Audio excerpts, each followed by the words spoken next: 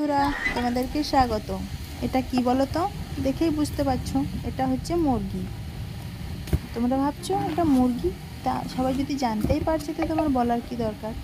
বলার এইটাই কারণ, আমরা গ্রামের পদ্ধতিতে কিভাবে মুরগিকে পরিষ্কার করে মুরগি ছাড়িয়ে মাংসকে রান্না করি সেটাই তোমাদের সঙ্গে দেখাবো। অবশ্য রান্না করাটা না, আগে দেখিয়েছি। আমি কিভাবে মুরগিটা পরিষ্কার করছি সেটাই দেখাচ্ছি। মুরগিটা দৌড়ে বেড়াচ্ছিল, তাকে খুব কষ্ট করে ধরা হয়েছে, সেটাকে আবার জবাই করা হয়েছে।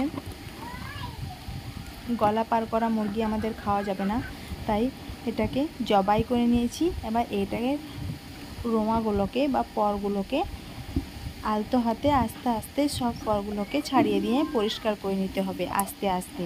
ঠিক এরকমভাবে আস্তে আস্তে ছাড়িয়ে নিতে হবে। আমরা দুজন মিলে ছাড়িয়ে নিচ্ছি। সমস্তগুলো ছাড়া নেওয়া হয়ে গেছে, দেখো ঠিক এরকমভাবে পরিষ্কার করে ছাড়িয়ে নিয়েছি। এবার এটাকে ঝলসাতে হবে।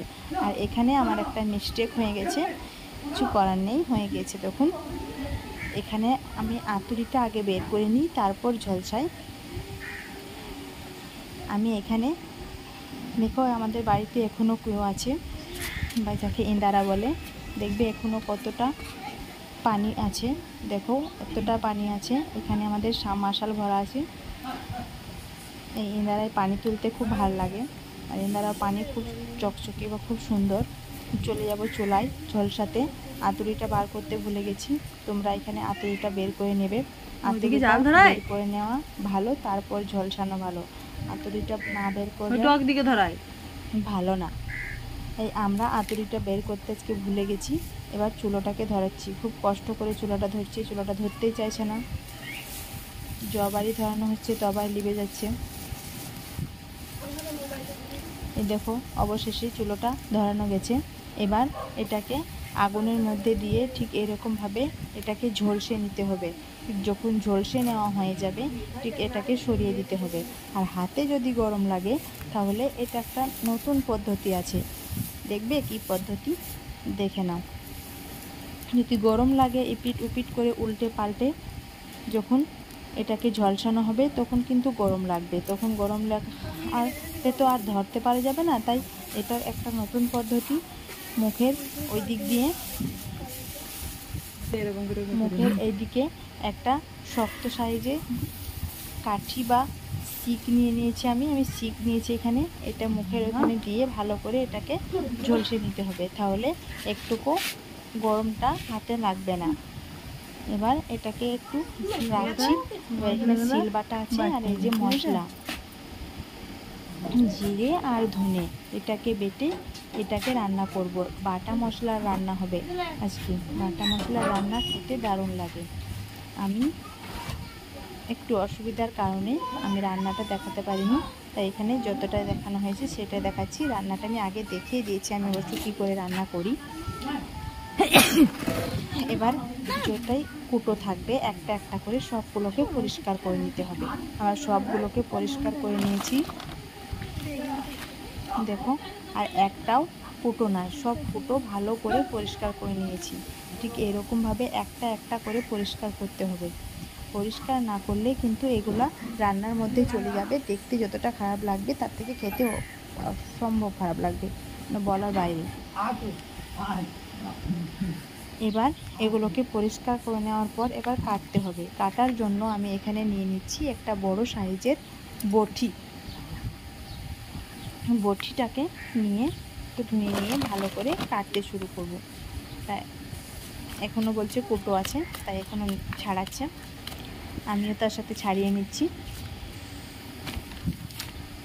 এই দেখো বটি নিয়ে নিয়েছি, এবার কাটতে শুরু করেছি। এবার কাটতে নিয়েছি, আগে ডানার নখগুলোকে পরিষ্কার করে কেটে নিচ্ছি। ডানার নখগুলোকে পরিষ্কার করে কেটে নিতে হবে। ডানাতে একটা নখ থাকে, সেই নখগুলো খাওয়া ভালো নয়।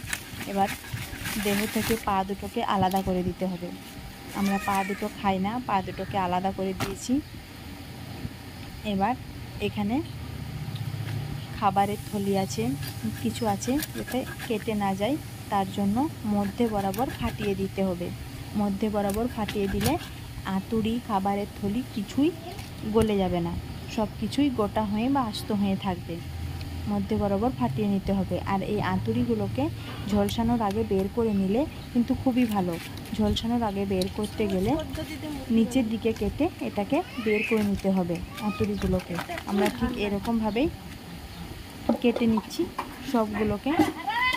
মুরগিটা অনেকটা মোটা ছিল, দেখে অবশ্য লাগছিল অনেক মোটা, কিন্তু কাটার পরে দেখে মনে হচ্ছে খুবই ছোট্ট। মুরগিটা কাটছে আমার বোন, মুরগিটা সে কাটতে খুব থতমতি খাচ্ছে। আমি ভিডিও বানাচ্ছি বলে ওকে বললাম কাটতে, তাই কাটছে। পাকস্থলী, কলিজা, আঁতুড়ি সব এক জায়গায় বের করে আলাদা করে রাখছি, ওটা পরে নিয়ে নেব। আমাকে এগুলোকে ভালো করে পরিষ্কার করে নিচ্ছি।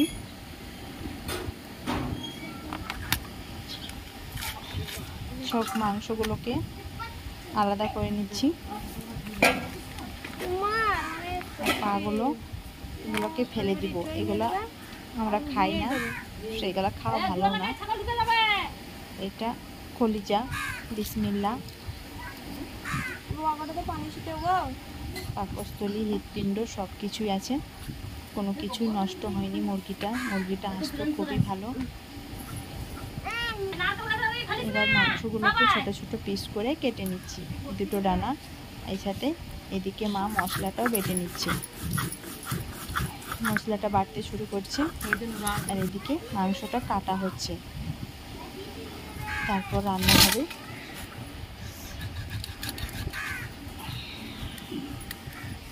মাংসটা এতটাই শক্ত, কাটতে পারা যাচ্ছে না, খুবই শক্ত, খুব কষ্ট হচ্ছে কাটতে। এরকমভাবে আমরা মাংসগুলোকে পরিষ্কার করে নিই, তারপর কাটি। পুষ্টিতে সবাই আর মুরগির ওপর গরম পানি দিয়ে দেয়। গরম পানি দিলে কিন্তু যে ওপরের ছালটা থাকে সেটা খেতে একদম ভালো লাগে না। আর এরকমভাবে মুরগি পরিষ্কার করলে এই মুরগির মাংসটা খেতে খুব ভালো লাগে। মুরগির মাংসর স্বাদ থাকে সেই একদম কি বলবো, মানে এরকমভাবে না বানিয়ে খেলে তো বলে বোঝানো অসম্ভব। একবার হলেও তোমরা বানিয়ে দেখো, এরকমভাবে মুরগির মাংস পরিষ্কার করলে খেতে কিন্তু অসাধারণ লাগবে। আর যে গরম পানি দিয়ে পরিষ্কার করা হয়, সেরকমভাবে মুরগি পরিষ্কার করলে মাংস খেতে ভালো লাগে না। মাংস একদম সেদ্ধ লাগে খেতে, আমার তো একদমই ভালো লাগে না। আর কাটারিটার এক তো কোনো ধার নেই, তাই এই কাটারিটাকে একটু নোড়া দিয়ে ঘষে নিতে হচ্ছে। আর দেখছো মাথাটা নেড়েই আছে, মাথাটা এবার অর্ধেক করে নিতে হবে। যে রক্ত আর গলার যে লোমগুলো আছে সেগুলোকে ছাড়িয়ে একদম পুস্তিটাকে ফেলিয়ে দিয়ে মাথাটাকে অর্ধেক করে নিয়ে নিতে হবে। মাথাটা অর্ধেক করে নিয়ে পুরোটা নিই না। আর এই মাথার জবাই করার সময় এটাকে অর্ধেক লাগিয়ে রাখতে হবে, কেটে গেলে হবে না বা খাওয়া যাবে না। এবার মুরগিটাকে ঠিক এরকমভাবে পরিষ্কার করে নিতে হবে। দেখো চোখটা একটু কেটে গেছে, তাই চোখের এই যে এটাকেও ফেলে দিতে হবে হাত দিয়ে। ঠিক এরকমভাবেই আমরা মাংস পরিষ্কার করি, মুরগি পরিষ্কার করি, এরকমভাবে মাংসের পিস করে নিই, তারপর রান্না করতে শুরু করি। দেখো কত সুন্দর পিস হয়েছে, একটু ছোট ছোট পিস করেছি আমরা, তো সমস্যা নেই। এটা হচ্ছে মুরগির ফ্যাপসা। এই ফ্যাপসাটা আমরা খাই না, আমরা এটাকে ফ্যাপসাই বলে থাকি। তোমরা কে কী বলে থাকো সেটা আমাদেরকে জানিও। এটা হচ্ছে মুরগির হৃৎপিণ্ড, পাকস্থলী, যেখানে খাবার জড়ো হয়। এই পাকস্থলীটার মধ্যে যে খাবারগুলো জড়ো হয়ে আছে সেগুলো ফেলে দিয়ে এটা আবার খেতে অসম্ভব মজা। আমার তো খুব ভালো লাগে এটা খেতে, তোমাদের কেমন লাগে জানিও। এটাকে একটা ছিলকার মতো আছে, সেটাকে ছাড়িয়ে দিতে হবে, নিয়ে পরিষ্কার করে নিতে হবে। এটা যদি চাই ভাগ করে নিতে পারো, বা সাইডে যদি ছোট ছোট করে চিড়ি করে দাও, তাহলে এটা ফুলের মতো হয়ে যাবে, খুব সুন্দর। রান্না করার সময় যখন এগুলা কাটাগুলো অনেক বড় বড় ভাগ হয়ে যাবে, আর এটা একদম ফুলের মতো হয়ে যাবে, খুব সুন্দর লাগবে দেখতে। আর কারো যখন বাটিতে দেওয়া হবে তখন দেখতে খুব সুন্দর লাগবে, সে যাকে দেওয়া হবে সে খুব খুশি হবে। কিন্তু এরকমভাবে সাইডে কেটে নিতে হবে। দেখো মুরগিটা দেখতে ছিল অনেক মোটা, তোমাদেরকে দেখানো হলো না আগে, কিন্তু মাংস খুবই অল্প, তবে অসুবিধা নেই, সমস্যা নেই, এই মাংসতেই আমাদের হয়ে যাবে সবারই। একবার খাবে সবাই, দিনের বেলায় খাওয়া হয়ে গেছে, এটা রাতের বেলার জন্য। এরকমভাবেই মাংসটাকে কেটে নিয়ে পরিষ্কার করে নিয়েছি। তারপর এটাকে আবার ভালো করে পরিষ্কার করে ধুয়ে নিতে হবে। পরিষ্কার করে না দিলে এটার এই মাংসের একটা আঁশটে গন্ধ থাকে, সেই গন্ধটা যদি একবার লেগে যায় তাহলে কেউ খেতে পারবে না। আর দেশি মুরগির আঁশটে গন্ধ, পোলট্রির যেমন আঁশটে গন্ধ, দেশি মুরগিরও আঁশটে গন্ধ থাকে। তাই একটু পরিষ্কার করে ধুয়ে রান্না করলে, মাছ মাংস ভালো করে ধুয়ে রান্না করলেই খেতে লাগে ভালো। আর ধোয়া যদি ভালো না হয়, রান্নার যে স্বাদটা খেতে লাগবে সেটা যদি কেউ খায় তাহলে আবার তার কেমন যেন লাগবে, আর সে আর কোনোদিনও খেতে পারবে না। তাই রান্না করার আগে একটু পরিষ্কার করে ভালো করে ধুয়ে নিতে হয়, আমরা ধুয়ে নিই। ঠিক এরকমভাবে ধুয়ে নিচ্ছি। আবারও এটা একটু পানি ঝরিয়ে নিতে হবে। একটা ছোটো খাঁচির মধ্যে আমরা ধুয়ে রাখছি। ছোটো খাঁচির মধ্যে ধুয়ে রাখলে মাংসের মধ্যে যে পানিগুলো জড়ো হবে সেগুলো বেরিয়ে যাবে।